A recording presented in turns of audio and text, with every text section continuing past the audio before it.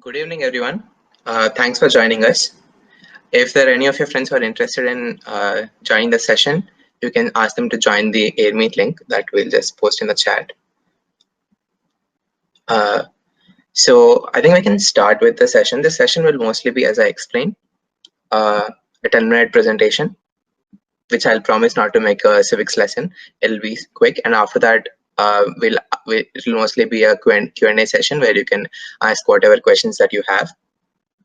So let's begin. IT Madras has a very elaborate student government structure. It's something that's very unique to IT Madras itself. Like none of the colleges of its stature in India have a pristine structure like we have. And so we'll go about it. India has a constitution. IT Madras itself also has a constitution. And I will not go into the details of it, but it has a very good structure where it guarantees a lot of things. Like it gives you fundamental freedom to express your beliefs, freedom to associate, freedom to protest, and freedom to move within the hostel. And there are several other structures, most of which you can see through the constitution that we have shared on SMail to get a lot of information about it. But fundamentally, the concept of the constitution is to give everybody equal opportunity, equal freedom to go into whatever they want and embrace all the opportunities that our institute offers, because there are a lot of things that you can do at the institute. And once you join the physical campus, you will see how endless the opportunities are. And the constitution, like every constitution, will establish what are the elected positions and all of that. So basically, like every country, IT Madras also has an executive wing, a legislative wing, and also a judiciary wing.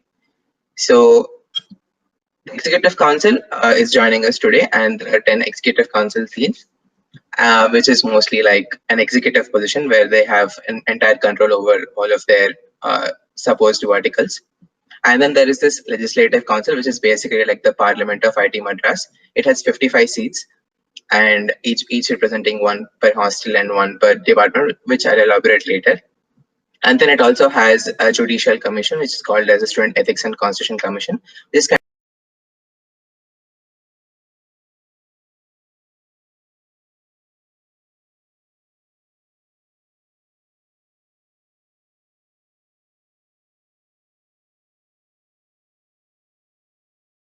the help of the Ethics Commission. They also manage the elections, and I'm a member of this commission. So now that we have a lot of Executive Council members joining us today, I would ask them to give a brief 1-minute introduction about each of their verticals. So I think we can start with research affairs. So Rohit, do you want to just introduce yourself and give a description of what the research affairs secretary does?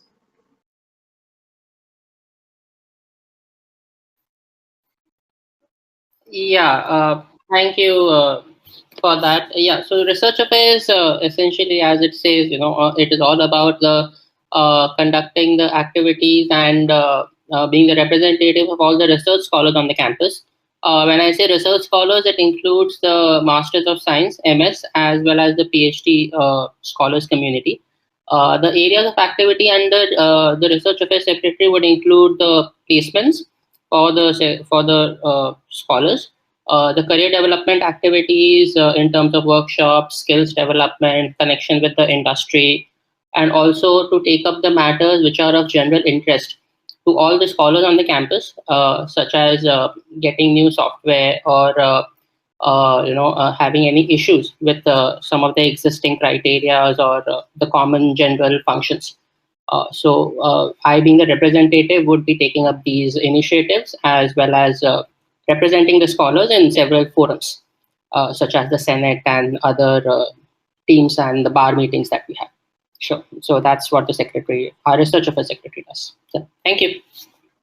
Thanks, Rohit. Darwin, do you want to go ahead?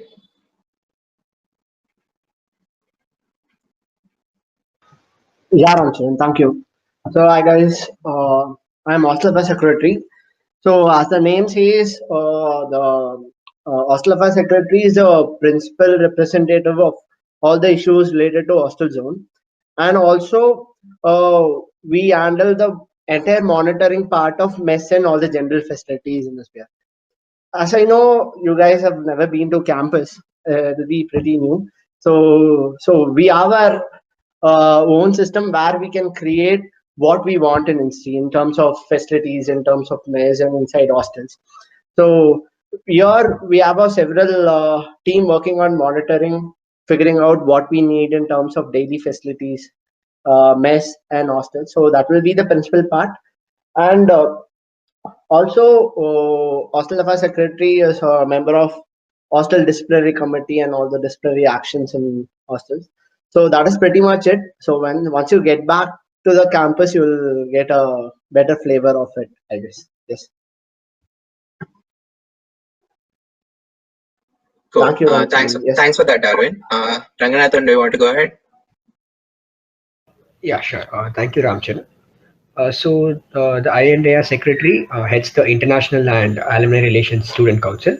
So as the name suggests, we handle alumni relations, international relations, and apart from that, corporate relations and branding of IIT Madras.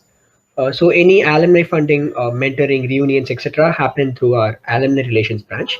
International collaborations like semester exchange programs, internships abroad, exchange students, global cultural, etc., come under our international relations or our global engagement branch. And then CSR funding, industry conclaves, sponsorships, etc., happen through our corporate relations. Finally, our branding branch works to improve the perception of IIT Madras among our stakeholders and the general public. So, in essence, the position of INDA secretary is uniquely placed to take care of some of your important needs, not just inside IIT Madras, but outside as well as after you graduate. So that's pretty much it. Thank you, Ramji. Cool. Prisha, do you want to go ahead? Yeah, sure. Thanks, Ramcharan. Okay, so I'm Brisha. I'm the Institute Sports Secretary. My sphere is fairly easy, I think, to understand in comparison because it's primarily just caters to sports on campus. We have 2-3 types of verticals. So one is obviously the institute teams. So they represent us for inter-IT and for all the other tournaments that we're a part of. Other than that, we have the sports organizing committee. So they are the ones who organize all of the sporting activities on campus for you. So like some of you would have taken part, in the Fresher-thon and stuff like that. So that is exactly what they do. The sports organizing committee also organizes something called the Sports Fest, which we didn't have this year owing to COVID. But in general, that's something that happens as well on campus. Other than this, we have few representatives. We have a women's rep who will basically cater to all the sporting needs for women on campus. And we have PG representatives. They cater to the sporting needs for PGs. Other than this, we have inter-hostel as well. So this is something that happens in the even semester. And there are 2 tournaments for this. I think when you're back on campus, it'll become fairly simple to understand. Yep, this is pretty much about my sphere. Thanks, Ramcharan. Okay. Mukund. Thank you, Ramcharan. Hey everyone, this is Mukund here. I'm the co-curricular affairs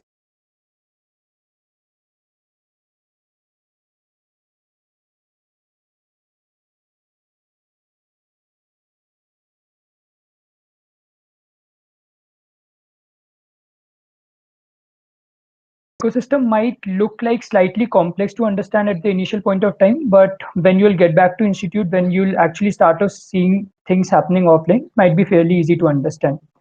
Nonetheless, following are the 4 organizations that directly falls under my purview. I have Center for Innovation, which encompasses 13 different technical clubs, majorly spearheading across different disciplines. Apart from that, 4 international competition teams and a couple of management teams to take care of the entire functioning of CFI as a whole. Then we have entrepreneurship cell that organizes all the entrepreneurship related activities all throughout the year. We have Institute Technical Society, in short, TechSoc, that takes care of all the inter-hostel technical competitions that usually happens. Once you'll get back to the campus, you'll start feeling the real buzz about what are the different inter-hostel championships that usually take place. Lastly, we have Nirman, the pre-incubation cell of IIT Madras, wherein people who have ideas usually try to get their startup incubated and get financial support and other mentoring support. Apart from that, I also take care of 2 festivals of IIT Madras out of the 3. Shastra, which is primarily something that I directly take care of or directly head. And then we have E-Summit, which primarily ESL heads who are working under me usually take care of. Lastly, Intra-IT Tech Meet, wherein every IIT get to represent their technical ability and technical interests is something which also falls under my purview. Thank you so much, Ramcharan. Thanks for that, Mukul. So we have the Student General Secretary also joining us. He'll speak in a minute, but I'll brief about the secretaries who couldn't unfortunately join today. So we have Cultural Affairs Secretaries. We have two Cultural Affairs Secretary, one for the literary arts and one for cultural arts. And so they mostly take care of Sarang, which happened in the first week of February, and I hope most of you have attended. The popular night was good, and they also take care of the clubs in institute. Like we have a lot of clubs. You know, we have choreo club, we have fine arts club, we have elocution, which is handled by the debate club and all of that. So they kind of take care of that sphere of the institute. And the speaker is the head of the Student Legislative Council, who is also a part of the Executive Council, but a non-voting member. And I'll speak about the speaker in a bit later. So regarding General Secretary and Academic Affairs Secretary, we'll wait for a few minutes until Aman can join us. I'll move on to the next slide. So yes, I've mentioned about the Student Legislative Council. The Student Legislative Council is basically like the Parliament of IIT Madras, where, as I've mentioned, there are 55 seats. So we have 16 departments. Each department has an undergraduate section and a postgraduate section. This undergraduate include the first year, second years, third years, up to fifth years if you're dual degree. And the postgraduates include MS and PhD students. So for the postgraduates, there is one legislator, and for the undergraduates, there is one legislator. So for 16 departments, you have 16 to the 32. And then for all the MTechs, there are 4 overall for all departments of MTechs. That's 36, and we have 19 hostels in IIT Madras.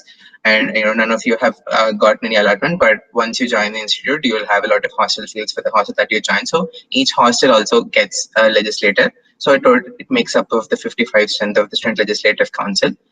The Student Legislative Council is kind of one of the most powerful and also the influential bodies of IIT Madras. So they do a lot. They can pass legislations or resolutions. So legislations include anything that they want to do. Like, for example, there were legislations where people asked for installation of vending machines in their departments, or there were legislations where they wanted to say how they feel about raising the stipend for PhD students. So it can range from anything that they want to do. They can also condemn some kind of activities that are happening in the institute, or anything that they want to do. And they also have this budgetary power where all the budgets that are proposed by these executive councils. So each executive council, for example, if the sports committee or the INDA, if they have any budget on how they want to operate over the course of year, that has to be approved by this council. So they also get to be more transparent and also see what money is being spent.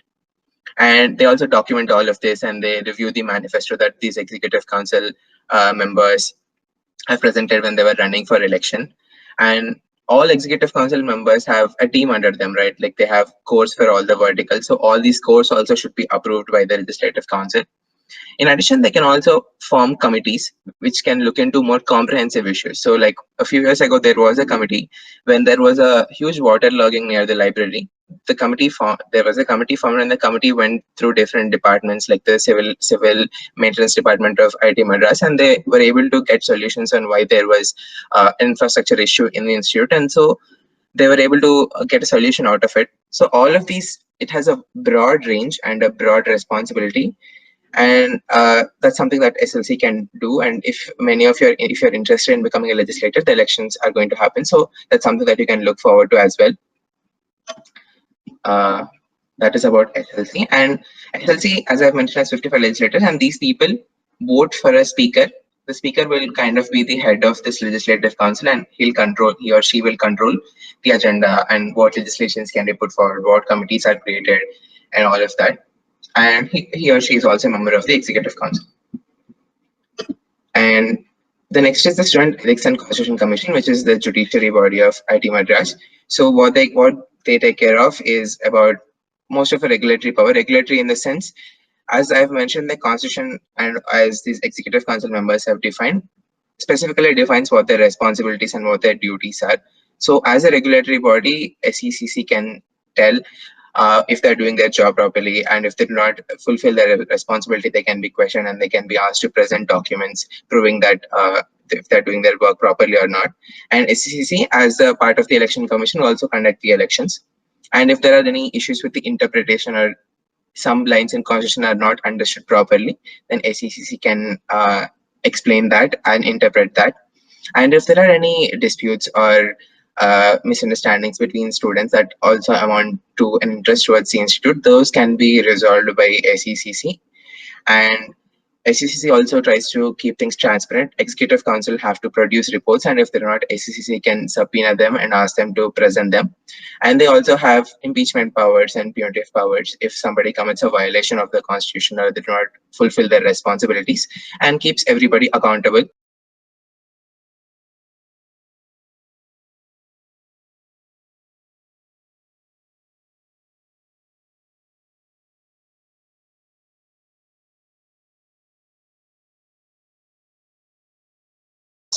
Your hostel will have a set of representatives like hostel general secretary, hostel health and hygiene secretary, hostel lidsec, and hostel socsec. So kind of like the executive council for each hostel. And each hostel will have a legislator, as I've mentioned, who will be a member of SLC, and they'll represent SLC. They represent their hostel in SLC, and any issues that they have in their hostel can be expressed in SLC by the hostel legislator. And yeah, that's it. That covers the entire structure. So I'll briefly recap everything. So we have an executive council, which some of them have spoken now, which covers the specific verticals. And the legislative council can raise specific agenda issues that can pertain to any executive council. So SLC can put forward a resolution regarding sports, and they can ask the sports secretary to see if that issue is possible and try to implement it if they think that this is something of useful to the institute. And SLC has broad powers over accountability of executive council, asking them for executive reports and of the work that they have done, and doing their manifesto reviews through some of the committees and all of that. And this commission makes sure that everybody is doing their constitutional responsibility at the overall institute level, and then at each hostel level, there is a hostel council. So yeah, that's the whole picture of the student government at IIT Madras. So what's going to happen on April 7th, which is when the elections are going to happen, is that there will be elections for the entire executive council for all these 10 positions. And as you can see, red dots are, I think, account to around 36, which is all the academic legislator positions, which is one legislator for all the undergraduates. So all the undergraduates, like first years, even the freshies, they can participate and also vote for a legislator for their academic, and also one for research and one for MTech. And the hostels are not allocated yet, so we are not having hostel elections this time, but they'll happen in the month of August or July later. So yeah, these are the two elections that are going to happen, and over the course of 1.5 months, we'll have campaign sessions and all of that. So this session we have organized so that people will know what the entire structure is and how important your vote is. So as you have seen, the people who you vote are going to be the elected representatives, and they have all the power in doing activities under your name. So it's an important decision for you to make. And yeah, I think with that, I'll conclude the presentation. And if any of you have any questions, you can raise your hand and we'll call upon you. And if you want, over the course of next few months, you'll be getting a lot of bombardment of messages from all the candidates. So if you want a more curated information standard, you can follow SEC on IIT Madras on Instagram as well.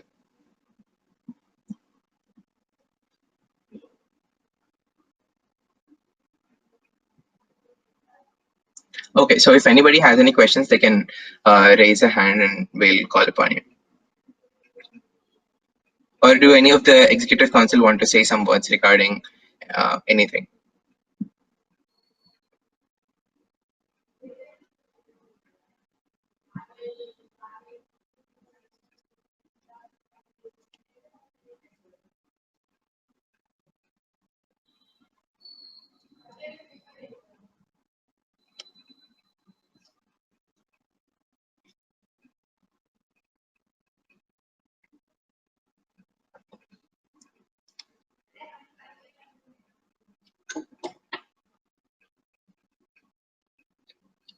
Nobody has any questions? Any question? Anything is fine. I mean, unless it's unparliamentary, in which will send you out of the meeting. But you can just ask, out of curiosity as well.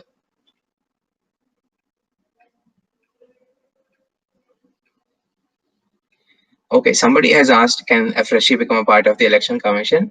Well, you have to apply to become a part of the election commission. So by the time you apply and become, you will probably be a second year. So I would say freshies cannot be a part of the election commission. Well, election commission is a ad hoc committee in the sense that it's only active during the months of Jan to April. Other than that, it will be the Ethics and Constitution Commission. So you can apply for that at the end of this year when we release the applications. And if you're selected, you will be the part of Election Commission as well.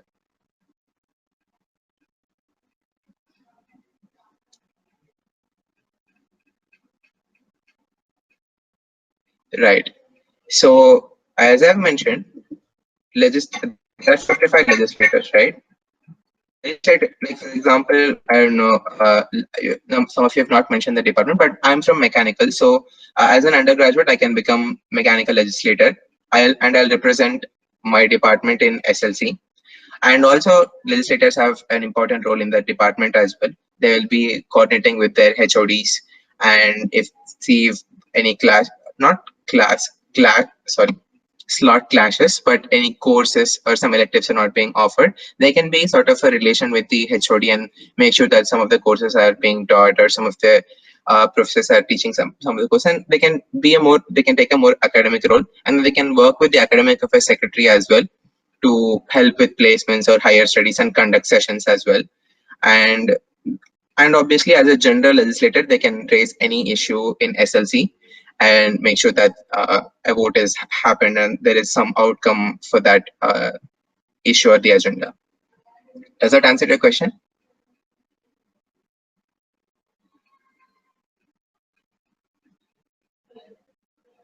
Yeah. Just to reiterate, so undergraduates have one legislator, research students have one legislator, each hostel has one legislator, like that. So freshies, if you want to contest to be a legislator of your department, you're allowed to do so.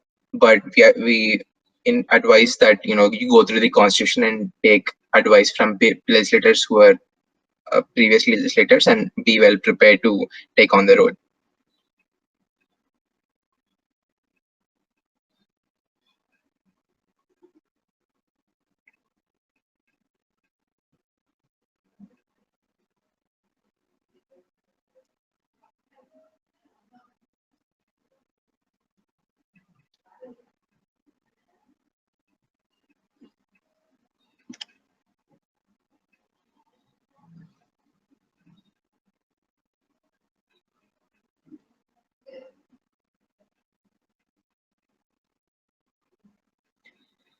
The session can be more interactive. We made it that way so we cut short the presentation time. So I hope people can ask questions.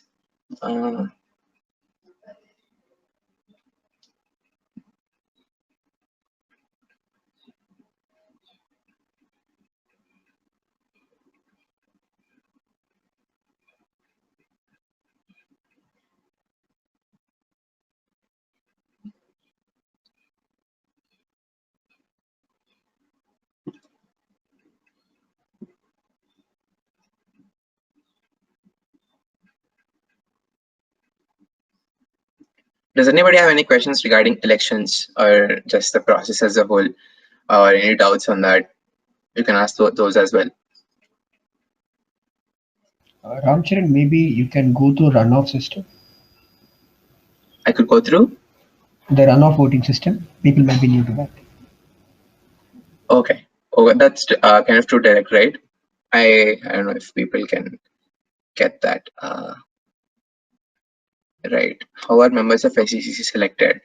So it's generally like an application system where at the end of, I think we'll release applications in May, where you have to fill an entire application. And then based on the application, and also we'll hold an interview. And based on that, if you feel that you are the suitable candidate, we will select you.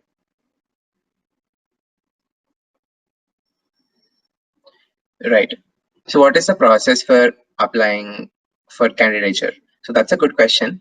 If you check the mails, sent by the Dean of Students. Dean of Students is the kind of dean associated with the student government process and all of that. So he sent a mail where a procedure was listed, and also the dates were also listed. So what would happen is that on February 22nd, there is a nomination portal that is going to open on the DOST website, where any student can just go and log in into that website, and you can file a nomination. But you can file a nomination only for the post that you're eligible for. So for example, as I've mentioned, if you are from civil engineering department and a graduate, you can apply for the civil legislator position. And if you are a civil engineering postgraduate student, you can apply for the civil research legislator position. Freshies, we are not encouraging any of the freshies to apply for executive council positions because none of you have been to the institute, and it would require a lot more understanding and a lot more expertise to be an executive council member. So we would not encourage that. But if you want, you can apply for legislative position as well. And once you file a nomination, that's done there. And within a month, you have to write a manifesto. Manifesto would include your ideas and your vision and what you want to do as a legislator. And like you can list out important points on what you want, what are the activities that you would be doing once you become a legislator. And you have to upload that manifesto as well in the portal after a month. And after that, there'll be a campaign period for about 2 weeks where you can campaign to all the members of your electorate. For example, all the civil engineering students who are undergrads, if you're applying for the undergrad position, you can campaign in your department. And there'll be election on the April 7th, where if you get the most number of votes, you will win. And yeah, did I answer your question, Lara?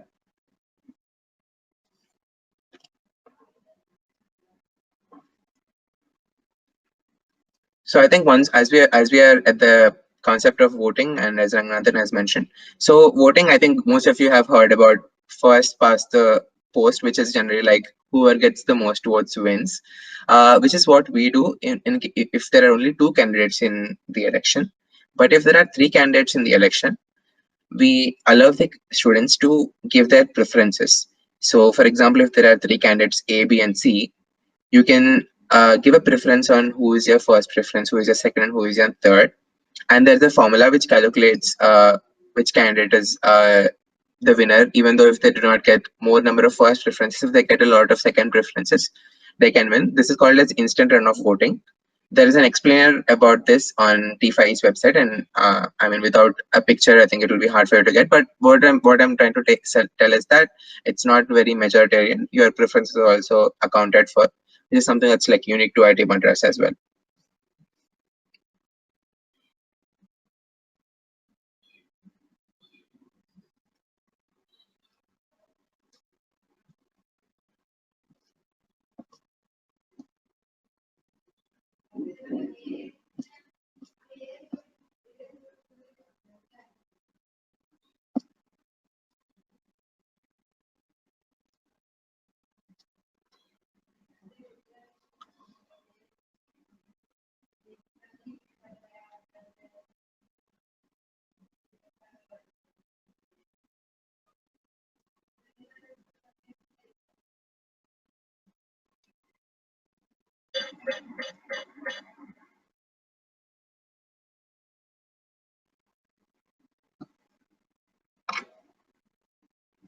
Yeah.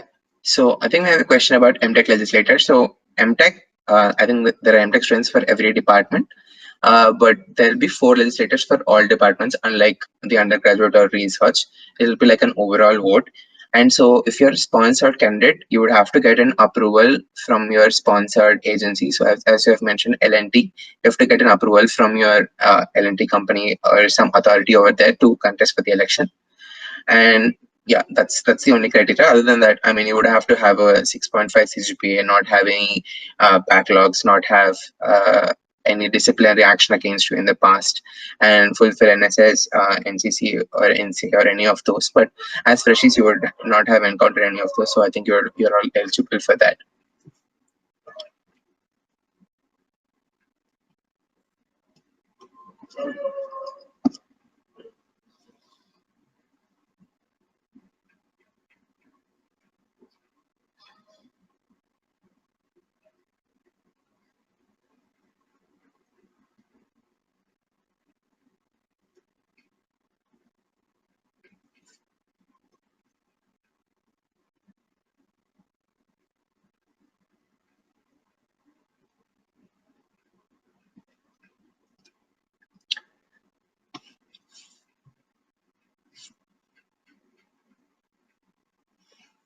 Okay, so how often does an SLC meeting held? It depends upon the speaker. So once you elect a speaker, the speaker can decide how many sessions SLC is going to SLC is going to hold. So it can be once a month or twice a month or sometimes once in 2 months. So it depends on how many agenda points that you have and how much work SLC wants to do. And it depends upon the speaker mostly. So the speaker is elected by the 55 legislators who win. So this time it won't be 55, it will be 36. So whoever the legislators elect, that person will become the speaker, and the speaker will decide how many sessions SLC is going to have in a month.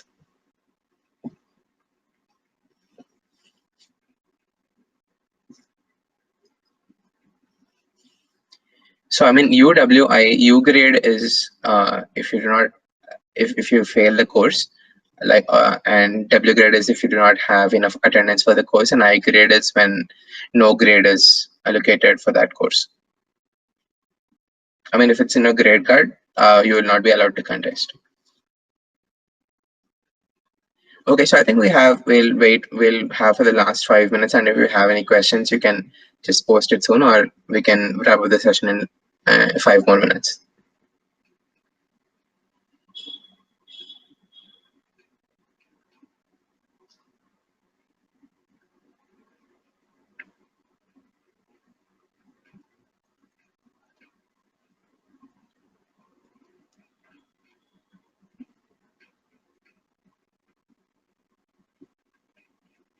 So the voting online would happen through a website, which will be secured through the VPN that you're using to access workflow and all of that.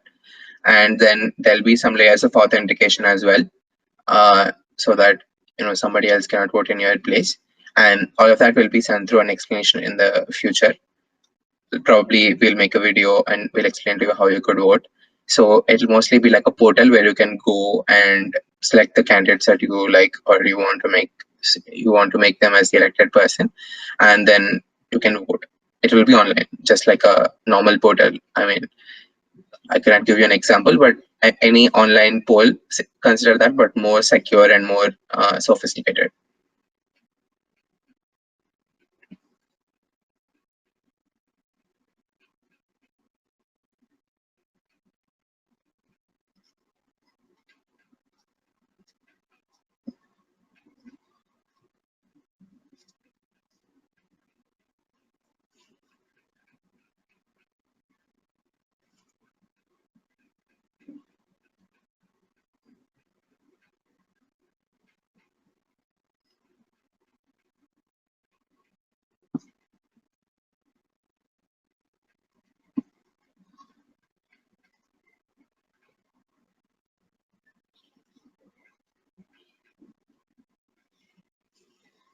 So what do budgets entail? Maybe one of the secretaries can answer this. Darwin, do you want to answer?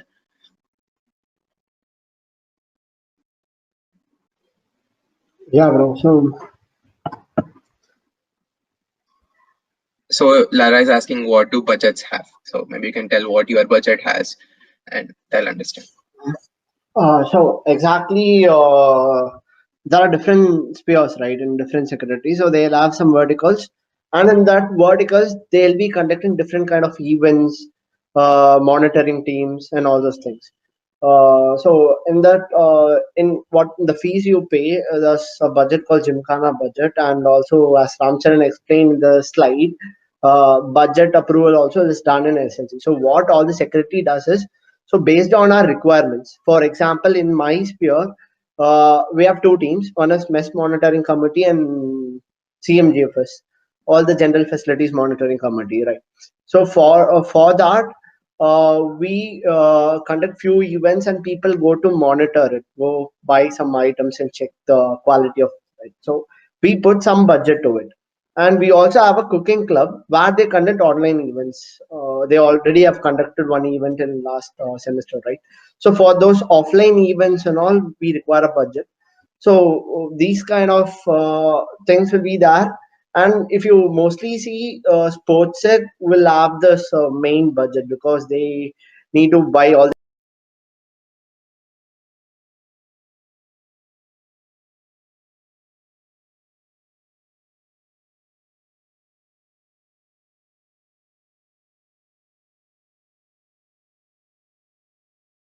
different projects.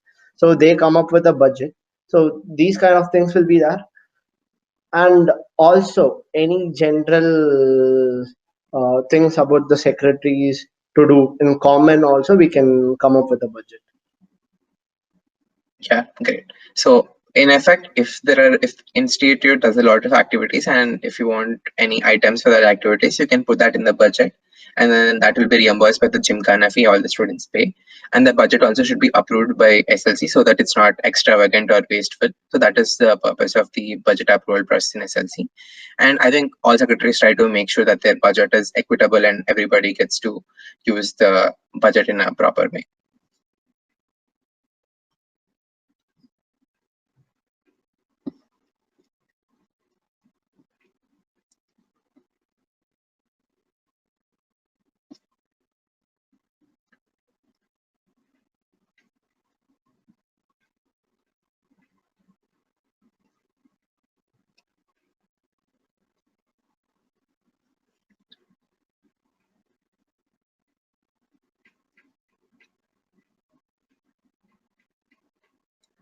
Okay, so I think if nobody has any questions, so okay. Okay, mess menus are not approved by SLC. There, I think Darwin can give a smaller, like a simpler explanation on that.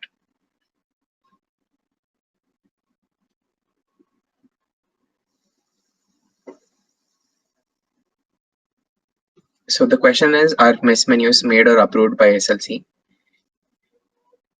I mean, I don't think they are. Like, based on what I know, mess menus are like a back end thing where once a caterer comes to the institute, the deal is negotiated with them, and I think CMJFS or some vertical of HAS, and that happens in the back end. It's not approved by SLC, but I think as you are interacting with HAS here, you can generally interact with the HAS in the future as well through SMail or any other format, and you can definitely have some influence in choosing the mess menu through the hostel affairs secretary.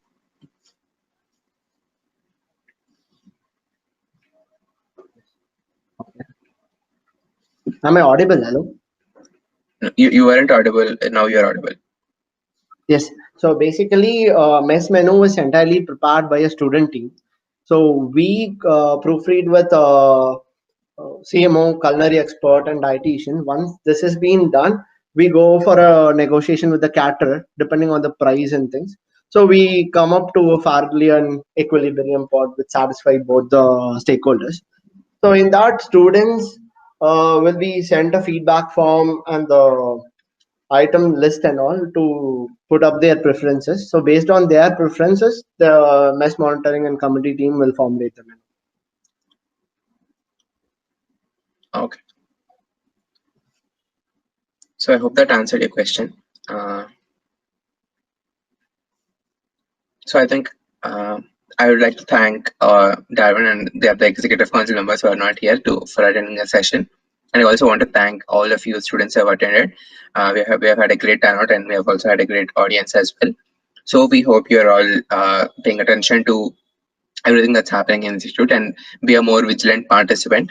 And I think once the elections are coming, there'll be disinformation flowing around in the social media channels and all of that. So make sure that you read the manifesto of the candidates and listen to their speeches. And we also have something called the soapbox, where two opposing candidates stand up and debate with each other based on their ideas and their vision. So that's something will also help you be more critical in your thinking and vote for who you think is the fairest candidate. And choose a better representative who will be equitable to you and also will help make institute a better place for you as well. And yeah, follow us also on social media, and thanks for joining. If you have any queries or questions, you can mail us at sec@smail.itm.ac.in, and we'll definitely respond. And thanks for joining.